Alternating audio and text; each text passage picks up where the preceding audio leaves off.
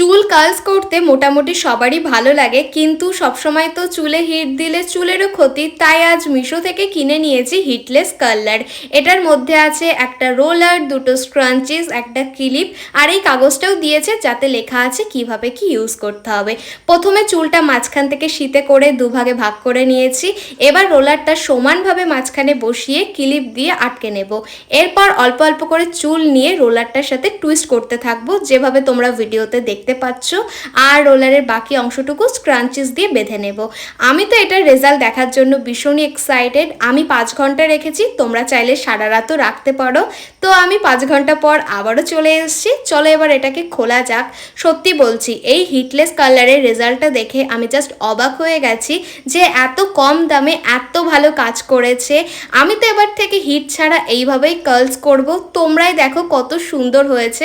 আর আমি জানি এবার তোমাদের কিনতে ইচ্ছা করছে। তো এই হিটলেস কালারের লিঙ্ক কমিউনিটি পোস্টে দেওয়া আছে, চেক করে কিনে ফেলো।